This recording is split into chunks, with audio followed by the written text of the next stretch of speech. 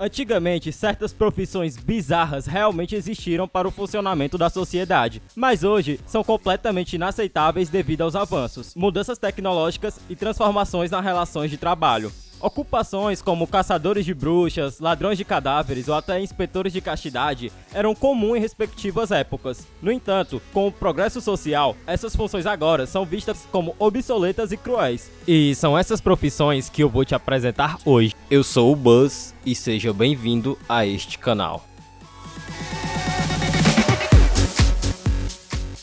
Imagina um emprego onde você pode insultar um rei, provocar duques e rir na cara do poder, e ainda ser pago por isso. Era a realidade do bobo da corte. Alguém que sobrevivia com humor, lábia e uma dose mortal de ousadia. Vestindo trajes absurdos, cores berrantes, sinos e sapatos retorcidos, ele era a única pessoa autorizada a dizer o que ninguém ousava. Enquanto todos se curvavam, ele zombava das falhas reais, erros políticos e até da arrogância da nobreza. Mas não se engane, cada piada era um ato friamente calculado. Não bastava ser engraçado, precisava ser malabarista, músico, contador de histórias e muitas vezes estrategista disfarçado. Alguns usavam o humor para vazar segredos ou manipular decisões, como uma espécie de espiões. Um comentário ácido demais podia significar prisão, ou um encontro rápido com o carrasco. Sua proteção dependia do humor volátil de monarcas. Um dia era o centro das festas, no outro virava alvo de rivais invejosos. E mesmo com tantos riscos, alguns viraram lendas, como o Tribolete, da França, que sobreviveu a 2 reis sanguinários com nada além da sua inteligência e palavras afiadas. A profissão sumiu quando teatros e artistas comuns roubaram a cena, mas a sua herança é eterna.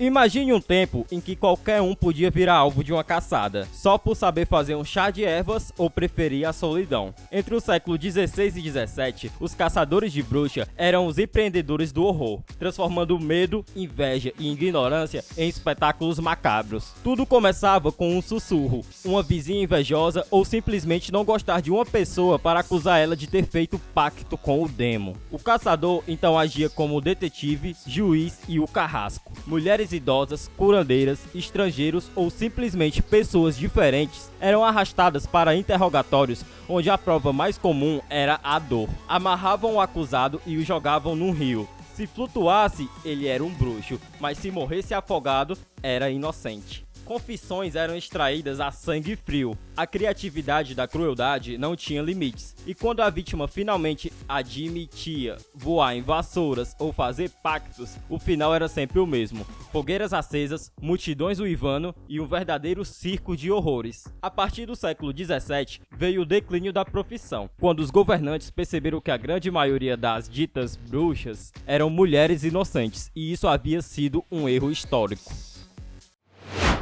Imagina um mundo sem a função soneca do seu celular, onde o despertador era um estranho batendo na sua janela às 4 horas da manhã. Bem-vindo à era dos despertadores humanos, os profissionais da pontualidade que mantinham os operários empregados, ou desempregados, se falhassem.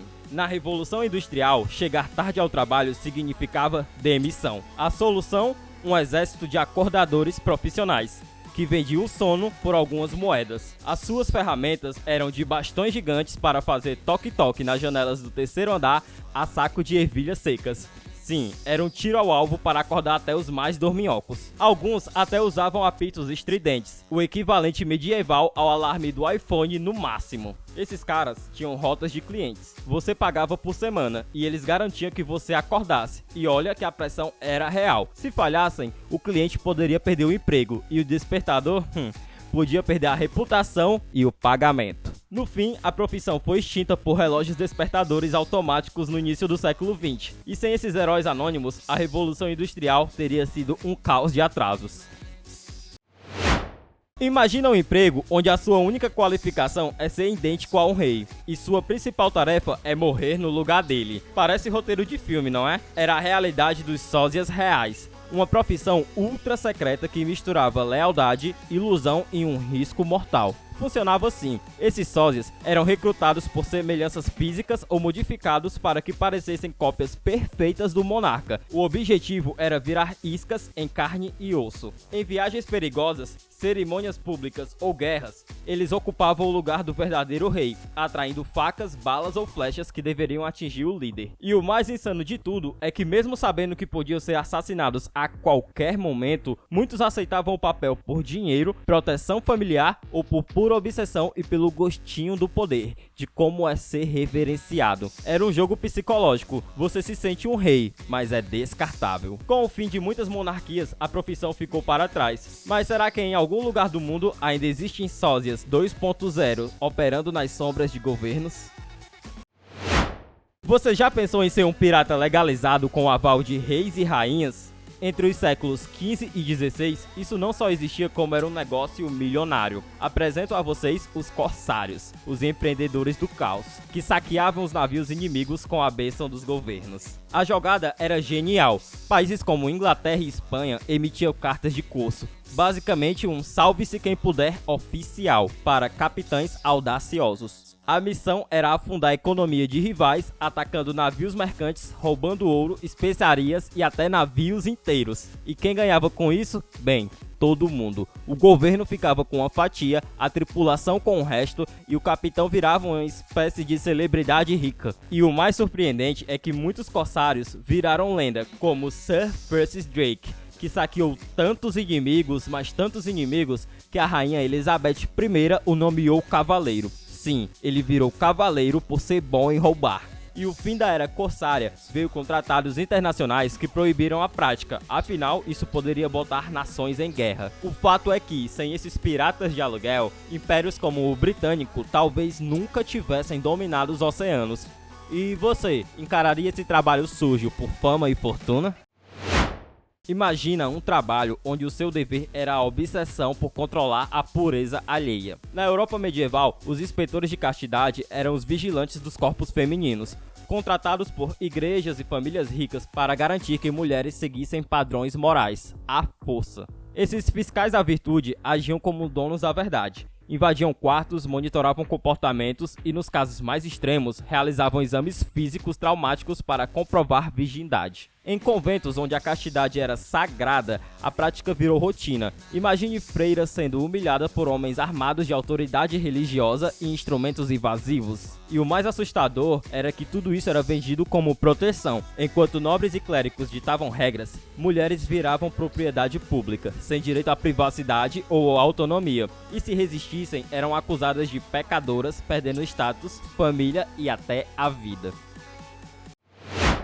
Imagine uma cidade mergulhada em trevas, sem smartphone e energia elétrica. Entre o século 17 e 19, os acendedores de lampiões eram super-heróis anônimos que combatiam a escuridão com pavios, óleo e coragem. Funcionava assim: ao pôr do sol, esses trabalhadores saíam com escadas, tochas e lampiões para acender cidade por cidade. Enquanto todos se recolhiam, eles trabalhavam na madrugada, virando chaves de fogo, garantindo que bêbados, amantes e poetas não tropeçassem na escuridão.